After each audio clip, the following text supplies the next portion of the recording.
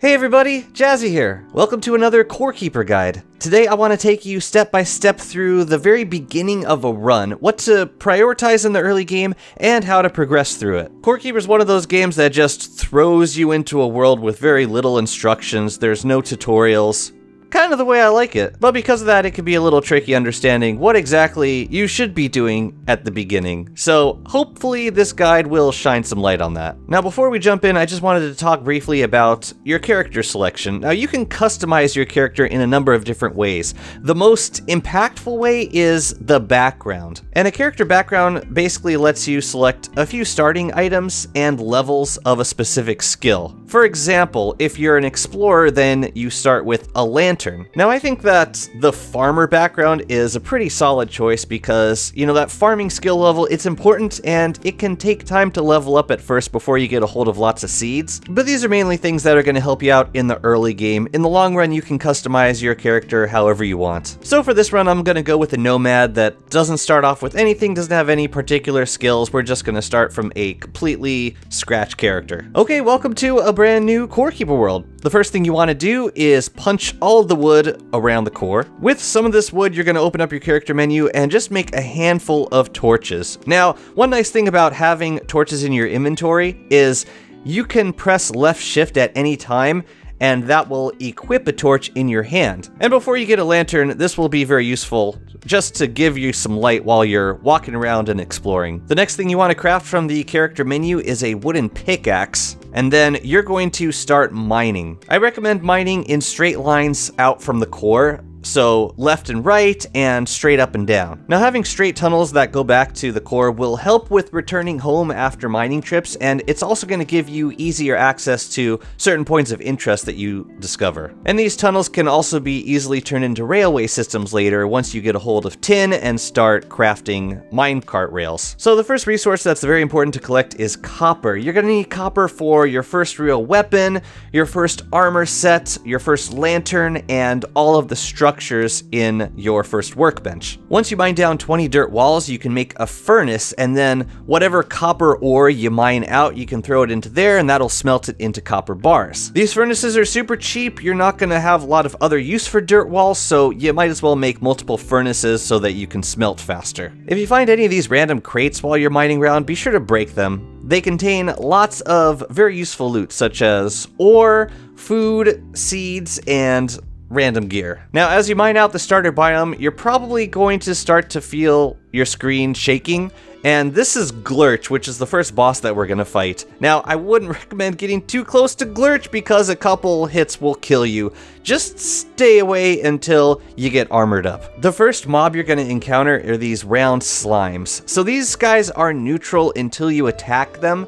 You can punch them and dodge them fairly easily though. You can tell they're about to attack when they start flashing. Just step back, dodge, punch them a couple more times, and then dodge again. But they do drop slime, and you're going to want to collect a lot of that. With your first couple of copper bars from the smelter, you're going to want to make a copper pickaxe. This is going to let you mine out walls faster. It's just going to improve the speed of your exploration. In general, the first thing you should make from new metal bars is a pickaxe. You could also make chests to store your items, and these chests are cheap to craft. You're going to get plenty of wood, so you might as well make a bunch of chests to keep your inventory clear. Sometimes if you're lucky, you can get certain items dropping from just mining the walls. Case in point right here, we got this ring of stone, which is really nice because it gives you extra mining damage right off the bat. Yeah, both of these rings can actually be acquired just by mining walls. The ring of stone and the ring of rock makes for a really good ring pair if you're mining out walls. All right, let's talk about skills for a second. There are currently 9 skills in the game, and as you perform certain things in the game, your skill level will automatically level up. For every 5 levels of each skill that you level up, you get a skill point which you can spend. You'll see a yellow notification that a new skill point is available, and I would recommend spending these skill points as soon as you earn them. Basically, each skill has a tree of different abilities that you can spend your points on.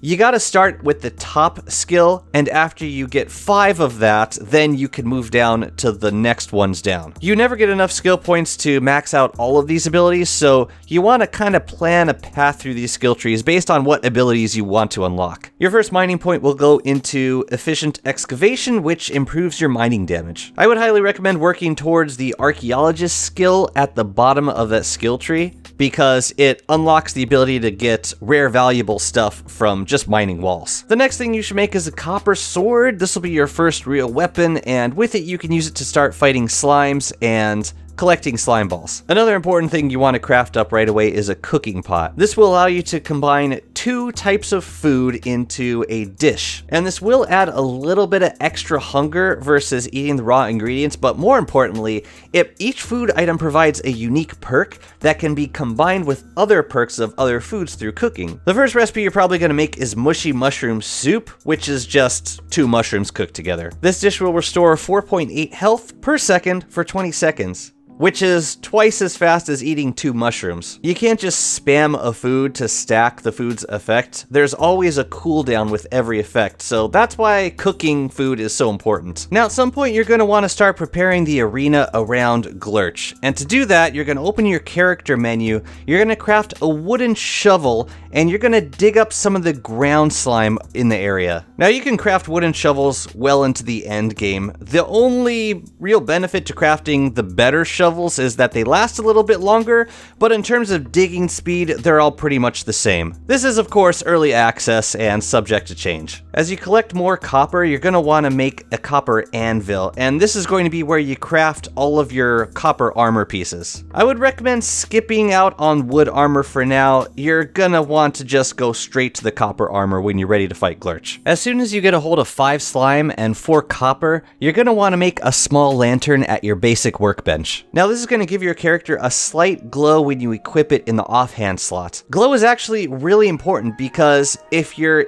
in complete darkness, then you're not going to reveal any of the map around you. So it's important to have a little bit of light going on all the time. And it also means you don't need to place down torches as you're mining. So from your inventory menu, you just shift click on the lantern and that will place it into the offhand slot. So now you should keep exploring and revealing the starter biome, and collect all of the wild crops and the seeds that you find. If you see any of these X marks the spot, then be sure to dig it up with your shovel, because they usually contain valuables which you will be able to sell for money very soon. If you encounter these spiky slimes, they're basically like the round slimes, except they are automatically hostile towards the player and they have a bit more HP. But the kiting pattern for fighting them is pretty much the same. Now, one important resource you're going to want to keep on you at all times is wooden bridges. You can make these at your crafting table. Now, you're going to use bridges to quickly travel over lakes and chasms, and this is going to save you a lot of time while you're exploring versus just mining around these obstacles. You'll find plenty of wood while you're exploring, so don't be shy about crafting a ton of bridges while you travel. Now, I'm going to cook up 2 different dishes for my fight with Glurch. The first is going to be spicy tulip salad, which we can make from a bomb pepper and a glow tulip. This is going to give us a little bit of glow for the fight, as well as an increase in movement speed.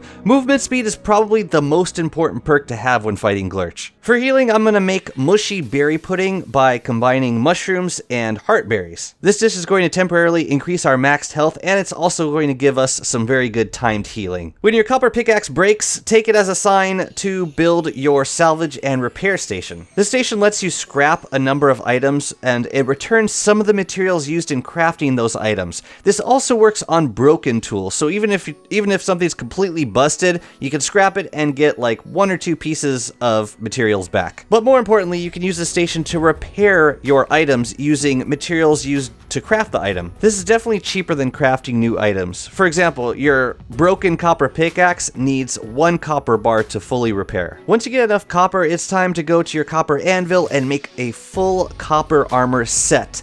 Now it's time to fight Glurch. As I said previously, the movement speed is the most important thing here for being able to dodge Glurch when he leaps at you. So right before you start the fight, be sure to eat all your food buffs, ensure that you have a full stomach, and let's start the fight. Now for phase 1, you can dodge one of the leaps and then get in 3 hits before dodging the next leap. Try to plan what direction you're going to dodge next before he leaps at you. That way you can avoid the ground slime, which will slow you down and make it more likely that you'll be hit. During phase 2, he's gonna leap a lot more frequently. You can probably only get in one hit between leaps. Just keep dodging, hit once, dodge again. Might not be a bad idea to eat more food when he enters this phase, just to make sure that you keep that movement speed throughout the fight. And this is meant to be an introductory boss fight. If you die, you keep all of your hotbar items, you spawn back at the portal. Just cook up some more food, dig up some of the ground slime that Glurch made, and try the fight again. Some of the loot from the chest is random, but a few things are guaranteed. The figurine is definitely not, that's a rare drop, so GG. We got 2 swift feathers, which would have been very useful for this fight. You get the slime oil, which will let you place your new NPC into a house. And most importantly, you get the Glurch eye. Now this you are going to place into the node directly above the core, and that's going to unlock 3 crafting recipes. For starters, it's going to give you access to a very useful sword, which hits pretty good and it slows down enemies. You're also going to unlock scanners for the next 2 bosses that you're going to fight. Now, the Gorm scanner is not super necessary. He travels along a set path, but the Hive Mother scanner is going to be very useful. All right, next up, we got to build a little house for our new NPC. Now, in order for the NPC to move in, there are a couple requirements. First, the house cannot be larger than 8x8 tiles. It needs to have a wooden door and it needs to have a bed. You can make a bunch of wooden walls from your workbench and build, a simple house and just place the slime oil inside. Then just leave the area, and when you come back, the bearded merchant should have moved in. This guy sells a couple useful things, and he will also buy your valuables, which is going to be your primary source of money. The last thing I want to touch on this part of the guide is farming. Now, to start farming, you're going to want to look for some water, and once you find it, then you could use your shovel to dig up some ground and move water around to create a little farm area. Water is really easy to manipulate in this game, and it multiplies infinitely. You just dig up ground and the water travels. So at your workbench, you're going to want to make a watering can and a copper hoe. Pick a spot where you want your farm to be, till all the ground, plant all the seeds you got, and fill up your watering can and water the crops. Crops will not grow unless they are watered. Farming is really important in Core Keeper in order to live sustainably and have plenty of food on hand. You can't die from starvation, but there are penalties when you're starving, including a much lower max health. Conversely, there are benefits for being full, which you always want to be if you're fighting. And in general, there are so many great perks that crops can offer you, so stockpile every crop you can and combine their perks by cooking them into dishes. For now, just plant every seed that you get a hold of. Eventually, your farming skill will increase and you'll start getting seeds back during harvests. But in the early game, you're going to rely on the seeds that you find while exploring. And don't worry, there's plenty to find. That's going to do it for the first guide. Next time, we will mine out into the next biome, upgrade all of our gear, and start hunting for the next bosses. Hope you found the guide useful, and let me know in the comments what you like to prioritize in the early game. If you're looking for Core Keeper gameplay, then I do stream every week over at jazzysgames.tv. And Core Keeper has definitely been a part of the schedule in recent times. So come hang out if you're looking for any building inspiration or you just want to say hi and ask some questions. Thanks for watching. See you next time.